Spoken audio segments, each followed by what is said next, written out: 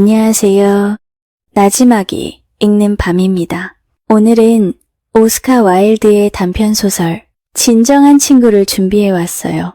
우정이라는 이름으로 당연하다고 여겨졌던 희생과 말로만 아름답던 마음에 대해 질문을 던지는 작품입니다.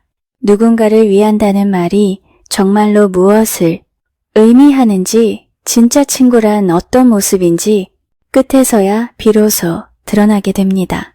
그럼 천천히 이 이야기를 들려드릴게요. 어느 날 아침 늙은 물쥐가 자기 굴에서 머리를 내밀었다. 그는 반짝이는 작은 눈을 가지고 있었고 잿빛으로 빳빳한 수염을 달고 있었으며 꼬리는 길쭉한 검은 고무 조각처럼 보였다. 연못에서는 어린 오리들이 헤엄치고 있었는데 마치 노란 카나리아 떼처럼 보였다. 그들의 어미는 눈처럼 하얀 몸에 선명한 붉은 다리를 지닌 오리였고 아이들에게 물속에서 거꾸로 서는 방법을 가르치고 있었다. 물속에서 거꾸로 설 수 없으면 절대로 좋은 사회에 들어갈 수 없단다. 어미 오리는 그렇게 말하며 때때로 직접 그 모습을 보여주었다.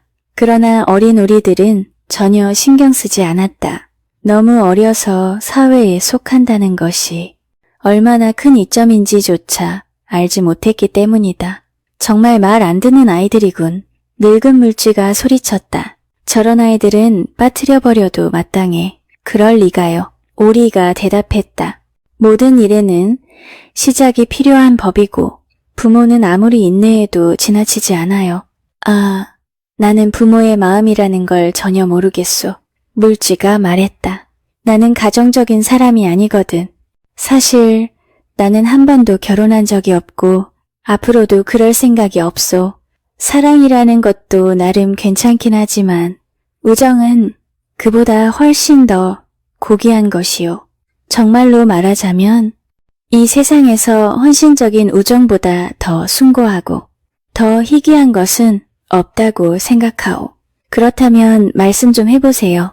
근처의 버드나무 가지에 앉아있다가 이 대화를 엿들은 초록색 방울새가 물었다. 당신이 생각하는 헌신적인 친구의 의무란 무엇인가요? 맞아요. 저도 그게 궁금하군요.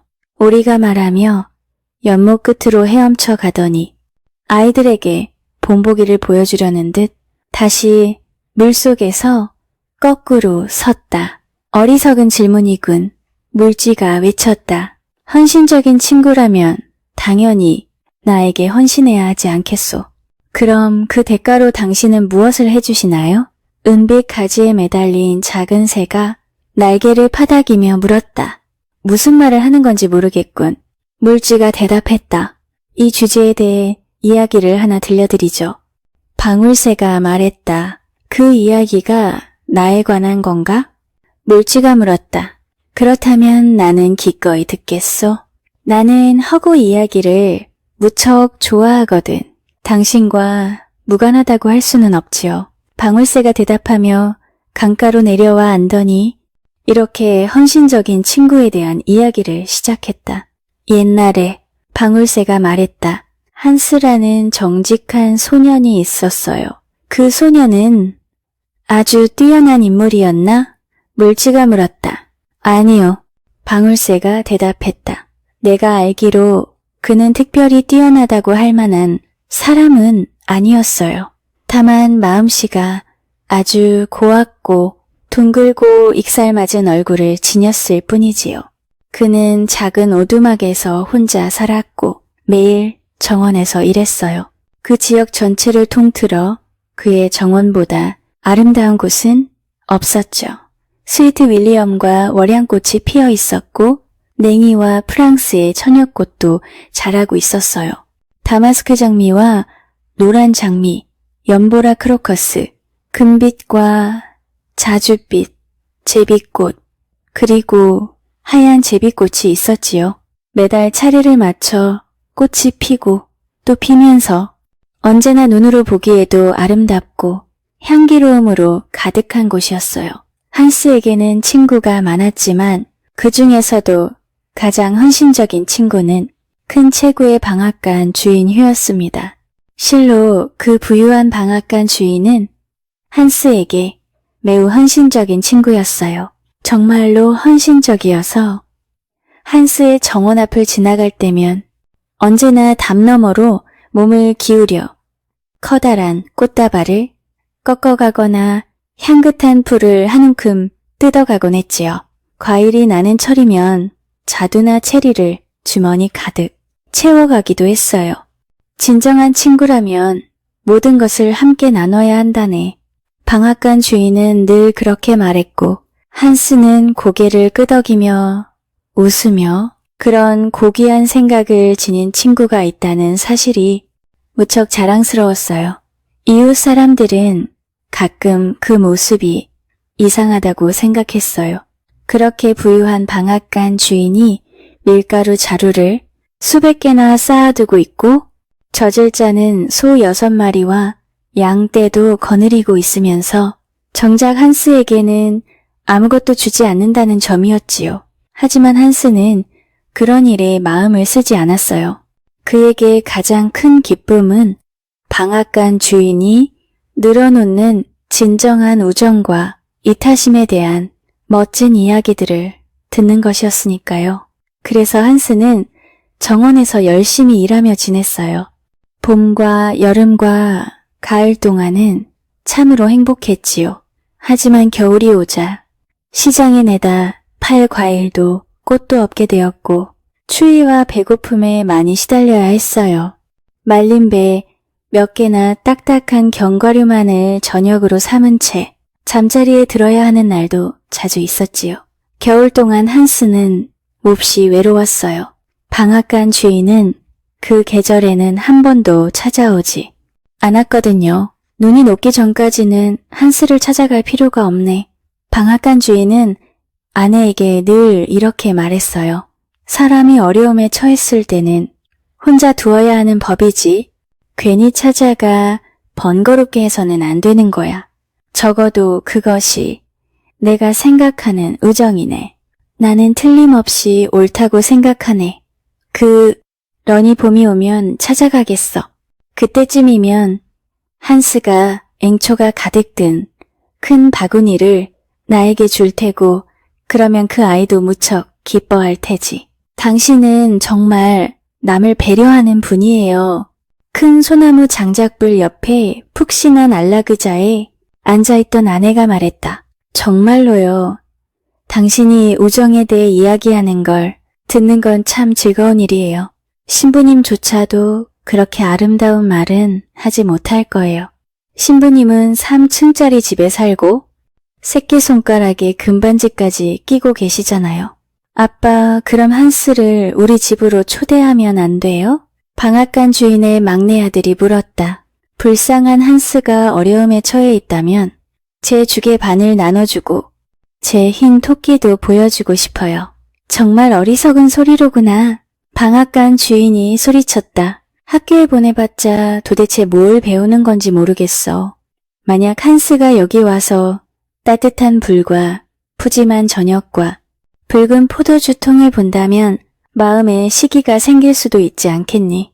시기란 아주 무서운 것이고 사람의 본성을 망가뜨리는 법이란다. 나는 한스의 본성이 망가지는 걸 결코 허락할 수 없다. 나는 그의 가장 친한 친구니까 말이야.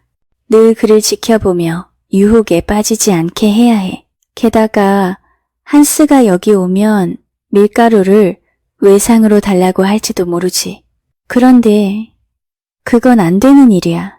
밀가루와 우정은 전혀 다른 것이고 절대로 같은 것으로 취급해서는 안 돼. 글자부터 다르잖니. 뜻도 전혀 다르고 말이야. 그건 누구나 알 수 있는 사실이야. 정말 말을 잘하시는군요. 아내가 따뜻한 맥주를 한 컵 가득 따르며 말했다. 당신 이야기를 듣고 있으면 잠이 솔솔 와요. 꼭 교회에 앉아있는 기분이에요. 사람들 중에는 행동을 잘하는 이들도 많지만 방앗간 주인은 말했다. 말을 잘하는 사람은 아주 드물지. 그러니 말하는 것이야말로 훨씬 더 어려운 일이고 동시에 훨씬 더 고귀한 일이라는 뜻이네. 그는 테이블 너머로 어린 아들을 엄하게 바라보았고 아이는 너무나 부끄러워 고개를 숙인 채 얼굴이 붉어져 차 속으로 눈물을 떨어뜨리기 시작했어요. 하지만 너무 어린 나이였으니 이해해 주어야 했겠지요. 이 이야기가 끝난 건가요? 물지가 물었다. 아니요. 방울새가 대답했다. 이제 시작에 불과해요. 그렇다면 시대에 한참 뒤처진 이야기군요. 물지가 말했다. 요즘의 훌륭한 이야기꾼들은 먼저 결말부터 말하고 그 다음에 시작으로 돌아가서 마지막에 가운데를 이야기하거든요. 그게 새로운 방식이에요. 며칠 전 연못을 산책하던 한 평론가에게서 직접 들었어요. 그 사람은 파란 안경을 쓰고 머리가 벗겨졌는데 젊은 남자가 뭘 말할 때마다 언제나 아무 말이나 짓거리지 말라는 듯한 소리를 냈지요. 그런 사람이 말한 거라면 분명 옳을 겁니다. 하지만 계속 이야기해 주세요. 나는 이 방앗간 주인이 무척 마음에 들어요. 나도 나름대로 아름다운 감정을 많이 지닌 편이라서 말이지요.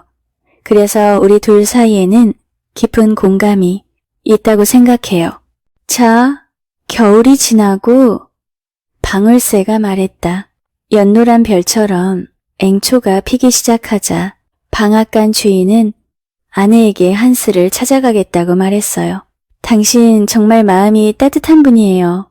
아내가 말했다. 늘 다른 사람을 먼저 생각하시니까요. 그리고 꽃을 담을 큰 바구니도 꼭 챙기세요. 방앗간 주인은 쇠사슬로 풍차의 날개를 단단히 묶은 뒤 바구니를 팔에 끼고 언덕을 내려갔어요. 안녕 한스. 방앗간 주인이 말했다. 안녕하세요. 한스는 삽의 몸을 기댄 채 얼굴 가득 웃음을 띠고 대답했어요. 겨울 동안 어떻게 지냈지? 방앗간 주인이 물었어요. 정말 친절하시네요. 한스가 말했다. 솔직히 말하면 꽤 힘들긴 했지만 이제 봄이 와서 아주 행복해요. 꽃들도 모두 잘 자라고 있고요. 우리는 겨울 내내 너 이야기만 했단다.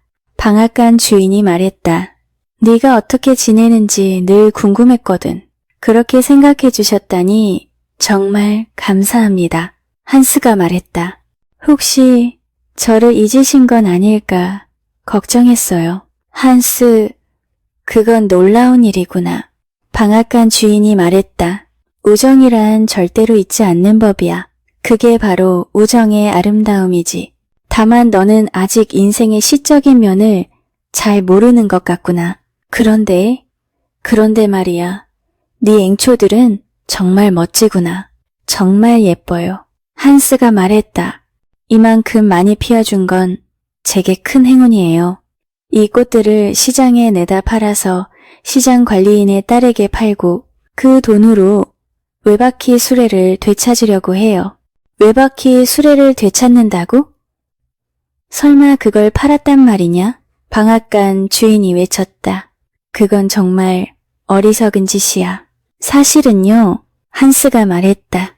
겨울이 너무 힘들었어요. 빵을 살 돈이 전혀 없었거든요. 그래서 먼저 일요일에 입던 겉옷의 은단추를 팔았고 그 다음에는 은사슬을 팔았고 큰 파이프도 팔았어요. 마지막으로 외바퀴 수레까지 팔 수밖에 없었어요. 하지만 이제는 다시 모두 사려고 해요. 한스, 방앗간 주인이 말했다. 내가 내 외바퀴 수레를 너에게 주겠네. 상태가 아주 좋지는 않아. 한쪽은 떨어져 나갔고 바퀴살도 제대로 된 게 아니지. 그래도 내가 너에게 주겠어. 많은 사람들은 내가 어리석다고 생각하겠지. 하지만 나는 남들과는 달라. 관대함이야말로 우정의 본질이니까. 게다가 나는 새 외바퀴 수레도 하나 가지고 있거든. 마음 놓아도 돼. 이건 내 거야. 정말 감사합니다. 한스는 얼굴이 환해지며 말했다. 집에 나무 판자가 하나 있으니 금방 고칠 수 있어요. 나무 판자라고? 방앗간 주인이 말했다. 그거 참 잘 됐구나. 바로 그게 필요했거든. 헛간 지붕에 큰 구멍이 있어서 막지 않으면 곡식이 젖어버릴 거야. 정말 기막힌 우연이네. 착한 일 하나는 또 다른 착한 일을 부르는 법이지. 내가 외박기 수레를 주고 너는 나무 판자를 주는 거야. 물론 외박기 수레가 훨씬 값지긴 하지만 진정한 우정은 그런 걸 따지지 않는 법이지. 당장 가져와줘. 나는 오늘 바로 헛간 지붕을 고쳐야 하거든. 물론이에요. 한스는 그렇게 말하며 헛간으로 달려가 나무 판자를 끌어냈어요. 판자가 아주 크지는 않구나. 방앗간 주인이 그것을 바라보며 말했다. 이걸로 헛간 지붕을 고치고 나면 네가 외바퀴 수레를 고칠 만큼은 남지 않을지도 모르겠다. 하지만 그건 내 잘못은 아니지. 자, 그리고 내가 외바퀴 수레를 너에게 주었으니 네가 그에 대한 보답으로 꽃을 좀 주고 싶을 거라 생각해. 여기 바구니가 있으니 가득 채워주렴. 가득이요? 한스가 조금 슬픈 얼굴로 말했다. 그 바구니는 정말로 아주 컸고 그것을 채우면 시장에 내다 팔 꽃이 하나도 남지 않을 걸 잘 알고 있었기 때문이었다. 그네는 단추를 다시 사야 했기에 더욱 걱정스러웠다. 정말이지. 방앗간 주인이 말했다. 내가 외바퀴 수레를 주었는데 꽃 몇 송이를 달라고 하는 게 그렇게 큰 부탁이라고는 생각하지 않아. 내가 틀렸을지도 모르지만 진정한 우정이라면 어떤 형태의 이기심도 없어야 하지 않겠나. 나의 소중한 친구, 최고의 친구여. 한스가 외쳤다. 정원에 있는 꽃은 모두 당신의 것이에요. 단추보다 당신의 좋은 평판을 얻는 일이 훨씬 더 중요해요. 그는 달려가 앵초를 모조리 꺾어 방앗간 주인의 바구니를 가득 채웠다. 잘 있거라 한스. 방앗간 주인이 어깨에 판자를 메고 한 손에는 가득 찬 큰 바구니를 들고 언덕을 오르며 말했다. 안녕히 가세요. 한스가 말했다. 그는 외박기술에 생각에 마음이 들떠 기쁘게 땅을 파기 시작했다. 다음 날 그는 현관 기둥에 인동덩굴을 묶고 있다가 길 쪽에서 들려오는 방앗간 주인의 목소리를 들었다. 한스는 사다리에서 내려와 정원을 가로질러 달려간 뒤 담 위로 고개를 내밀었다. 그곳에는 커다란 밀가루 자루를 등에 맨 방앗간 주인이 서 있었다. 사랑스러운 한스야. 방앗간 주인이 말했다. 이 밀가루 자루를 시장까지 좀 들어다 줄 수 있겠니? 아, 정말 죄송해요. 한스가 말했다. 오늘은 너무 바빠요. 덩굴도 다 묶어야 하고 꽃에도 물을 주어야 하고 잔디도 눌러야 하거든요. 글쎄, 방앗간 주인이 말했다. 내가 외바퀴 수레를 주려고 하는데 네가 이런 부탁을 거절하는 건 조금 친구답지 않은 것 같구나. 그런 말씀 마세요. 한스가 외쳤다. 세상 무엇과도 바꿀 수 없을 만큼 저는 친구를 저버리고 싶지 않아요. 그는 서둘러 모자를 챙기고 무거운 자루를 어깨에 메고 길을 나섰다. 그날은 몹시 더운 날이었고 길에는 먼지가 자욱했다. 6번째 이정표에 이르렀을 때 한스는 너무 지쳐 잠시 앉아 쉬지 않을 수 없었다. 그래도 그는 꿋꿋이 걸어 마침내 시장에 도착했다. 그곳에서 잠시 기다린 뒤 밀가루를 아주 좋은 값에 팔았고 늦지 않기 위해 곧바로 집으로 돌아왔다. 돌아오는 길에 강도를 만날까 두려웠기 때문이다. 오늘은 정말 힘든 하루였어. 한스는 잠자리에 들며 혼잣말을 했다.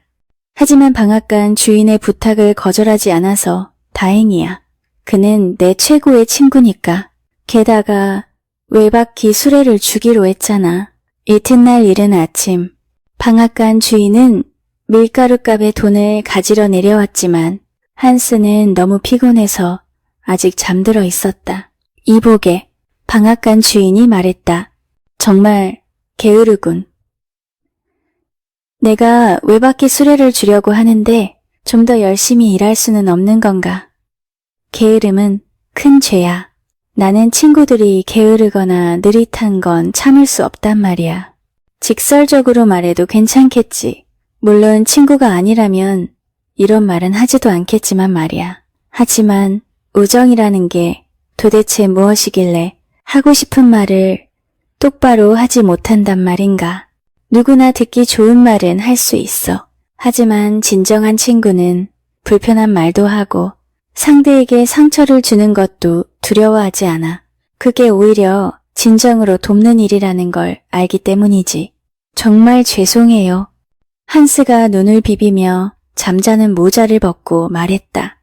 너무 피곤해서 잠깐 더 누워있고 싶었어요. 저는 새들이 노래하는 걸 듣고 나면 훨씬 일을 잘하거든요. 그렇다면 다행이군. 방앗간 주인이 한스의 등을 두드리며 말했다. 옷을 입는 대로 방앗간으로 와서 헛간 지붕을 고쳐주게. 가엾은 한스는 정원에서 일하고 싶었지만 방앗간 주인이 워낙 좋은 친구였기에 차마 거절하지 못했다. 제가 바쁘다고 말하면 그것도 친구답지 않은 걸까요? 한스가 조심스럽게 물었다. 글쎄, 방앗간 주인이 대답했다. 내가 외바퀴 수레를 주려고 하는데 그 정도 부탁이 큰가 싶구나. 물론 네가 거절한다면 내가 직접 해야겠지. 절대 안 돼요. 한스가 외치며 침대에서 뛰어내려 옷을 입고 헛간으로 갔다. 한스는 해가 질 때까지 하루 종일 헛간에서 일을 했고 해질 무렵 방앗간 주인은 작업이 어떻게 되어가는지 보러 찾아왔다. 지붕의 구멍은 다 고쳤니, 한스? 방앗간 주인이 밝은 목소리로 물었다. 네, 다 고쳤어요. 한스가 사다리에서 내려오며 대답했다. 방앗간 주인이 말했다. 다른 일을 위해 하는 일보다 즐거운 일은이 세상에 없단다. 당신 말씀을 듣는 건 정말 큰 특권이에요. 한스가 이마에 땀을 닦으며 앉아서 말했다. 정말로요. 하지만 저는 아마 당신만큼 아름다운 생각은 평생 갖지 못할 거예요. 아니야. 언젠가는 너도 그런 생각을 하게 될 게다. 방앗간 주인이 말했다. 다만 더 애써야 해. 지금 너에게는 우정을 실천하는 경험만 있을 뿐이지만 언젠가는 이론도 알게 될 거야. 정말 그럴까요? 한스가 물었다. 물론이지. 방앗간 주인이 대답했다. 자, 지붕은 고쳤으니 이제 집에 가서 쉬어라. 내일은 내 양들을 산으로 몰고 가야 하니까. 가엾은 한스는 아무 말도 하지 못했다. 다음날 이른 아침, 방앗간 주인은 양떼를 한스의 오두막 앞으로 데려왔고 한스는 그들과 함께 산으로 길을 나섰다. 오가는 데에 하루가 꼬박 걸렸고 집으로 돌아왔을 때 그는 너무 지쳐 의자에 앉은 채로 잠들어 버렸다. 그리고 날이 훤히 밝아서야 눈을 떴다. 오늘은 정원에서 정말 즐거운 시간을 보낼 수 있겠어. 한스는 이렇게 말하며 곧바로 일을 시작했다. 하지만 그는 좀처럼 정원을 돌볼 수가 없었다. 방앗간 주인이 늘 찾아와 먼 심부름을 시키거나 방앗간 일을 도와달라고 했기 때문이다. 한스는 때때로 몹시 괴로워했는데 자신의 꽃들이 자신을 잊었다고 생각할까봐 걱정했기 때문이다. 그래도 그는 스스로를 위로했다. 방앗간 주인이 자신의 가장 친한 친구라는 사실을 떠올리며 무엇보다도 외바퀴 수레를 주기로 한 그 순수한 관대함을 생각했기 때문이다. 그래서 한스는 계속 방앗간 주인을 위해 일을 했고 방앗간 주인은 우정에 대해 온갖 아름다운 말들을 늘어놓았다. 한스는 그것들을 노트에 적어 두었다가 밤마다 꺼내 읽곤 했다. 그는 공부를 아주 성실히 하는 사람이었기 때문이다. 어느 날 저녁 한스가 벽난로 곁에 앉아 있는데 갑자기 문을 세게 두드리는 소리가 들렸다. 몹시 거친 밤이었고 바람은 집둘레를 휘몰아치며 무섭게 울부짖고 있어서 처음에는 그저 폭풍 소리라고 생각했다. 하지만 두 번째 두드림이 이어졌고 세 번째는 그보다 더 크게 울렸다. 아마도 가엾은 나그네요. 한스는 이렇게 생각하며 문으로 달려갔다. 문 앞에는 한 손에 랜턴을 들고 다른 한 손에는 커다란 막대기를 쥔 방앗간 주인이 서 있었다. 사랑스러운 한스야. 방앗간 주인이 외쳤다. 큰일이 생겼다. 내 막내 아들이 사다리에서 떨어져 다쳤거든. 그래서 의사를 부르러 가려는 참이야. 하지만 의사집이 너무 멀고 오늘 밤은 날씨도 너무 나쁘지 않니? 그래서 네가 대신 가주는 게 더 낫겠다는 생각이 들었다. 내가 외박히 수레를 주려고 했다는 걸 알잖니? 그러니 네가 나를 위해 무언가 해주는 것도 공평한 일이지. 물론이지요. 한스가 말했다. 이렇게 저를 찾아와 주신 것만으로도 영광이에요. 바로 출발할게요. 하지만 밤이 너무 어두우니 당신의 랜턴을 잠시 빌려주실 수 있을까요? 길에 빠질까봐 걱정이 돼요. 미안하구나. 방앗간 주인이 대답했다. 그 랜턴은 새 것이라서 혹시라도 무슨 일이 생기면 큰 손해거든. 괜찮아요. 한스가 말했다. 랜턴 없이도 다녀올게요. 그는 두꺼운 털 외투를 걸치고 따뜻한 붉은 모자를 쓰고 목에 목도리를 두른 뒤 길을 나섰다. 그 밤의 폭풍은 참으로 무서웠다. 어둠이 너무 짙어서 한스는 앞이 거의 보이지 않았고 바람은 너무 거세서 제대로 서 있기조차 힘들었다. 그래도 그는 용감하게 걸음을 옮겼다. 3시간이 넘도록 걷고 나서야 의사의 집에 도착해 문을 두드렸다. 누구인가? 의사가 침실 창문으로 얼굴을 내밀며 물었다. 저는 한스입니다. 선생님. 무슨 일이냐? 한스. 방앗간 주인의 아들이 사다리에서 떨어져 다쳤어요. 당장 와달라고 하셨어요. 알겠다. 의사는 말을 하고는 말과 커다란 장화, 그리고 랜턴을 준비해 아래로 내려왔고 곧 방앗간 집 쪽으로 말을 몰아 달려갔다. 한스는 그 뒤를 따라 힘겹게 걸었다. 하지만 폭풍은 점점 더 거세졌고 비는 억수같이 쏟아졌다. 한스는 길을 제대로 볼 수도 없었고 말의 속도를 따라갈 수도 없었다. 결국 길을 잃고 말았고 깊은 구덩이들로 가득한 황야를 헤매다 끝내 물에 빠져 죽고 말았다. 다음 날 염소를 치던 이들이 큰 웅덩이에 떠있는 한스의 시신을 발견했고 그것을 그의 오두막으로 옮겨주었다. 한스가 워낙 많은 사랑을 받던 사람이었기에 장례식에는 온 마을 사람이 모여들었다. 방앗간 주인은 상주로 맨 앞에 섰다. 내가 그의 가장 친한 친구였으니 가장 좋은 자리에 서는 것이 옳지. 그는 이렇게 말하며 긴 검은 망토를 입고 행렬의 앞자리에 섰고 이따금씩 커다란 손수건으로 눈물을 닦았다. 장례가 끝난 뒤 사람들은 여관에 모여 향신료를 넣은 포도주를 마시며 달콤한 과자를 먹었다. 한스는 정말 모두에게 큰 손실이었어요. 대장장이가 말했다. 적어도 나에게는 아주 큰 손실이지. 방앗간 주인이 대답했다. 내가 이미 외박기 수레를 준 것이나 마찬가지였는데 이제는 그걸 어떻게 해야 할지 모르겠네. 집에 두기에는 너무 걸리적거리고 상태가 워낙 나빠할 수도 없단 말이야. 다시는 아무것도 쉽게 나눠주지 않겠어. 사람은 관대함 때문에 늘 손해를 보게 마련이니까. 오랜 침묵 끝에 물지가 말했다. 그래서 이게 끝이에요. 방울새가 대답했다. 방앗간 주인은 어떻게 되었지? 물지가 물었다. 글쎄요, 모르겠네요. 방울새가 말했다. 그리고 솔직히 말해 그게 중요한 일인지도 모르겠어요. 그렇다면 당신은 연민이라는 게 전혀 없는 성품이군. 물지가 말했다. 아마 이 이야기의 교훈을 제대로 보지 못하신 것 같아요. 방울새가 조용히 말했다. 교훈이라고? 물지가 소리쳤다. 설마 이 이야기에 교훈이 있다는 말인가? 물론 있지요. 방울새가 대답했다. 그랬다면 시작 전에 말했어야지. 물지가 화를 내며 말했다. 그랬다면 나는 결코 듣지 않았을 거야. 아주 분명히 말해서 말이지.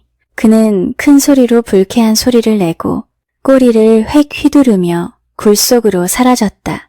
잠시 후 오리가 헤엄쳐 와서 물었다. 물지는 어땠나요? 그는 좋은 점도 많지만 내 입장에서는 독신으로 늙어가는 모습을 보면 눈물이 나네요. 어머니 마음이라는 게 그런 거겠죠. 조금 성가시게 한 것 같아요. 방울새가 대답했다. 교훈이 담긴 이야기를 들려줬거든요. 아, 그건 언제나 위험한 일이죠. 오리가 말했다. 그리고 나는 오리의 말에 전적으로 동의한다. 이렇게 진정한 친구 이야기가 끝이 납니다. 말로는 쉬웠던 우정이 실제로는 얼마나 무거운 이름이었는지 이야기는 조용히 보여주는 것 같아요. 누군가를 위한다는 말 속에 당연함으로 감춰진 마음은 없었는지 스스로에게 묻게 되네요. 오늘도 함께 해주셔서 감사합니다. 편안한 밤 되세요.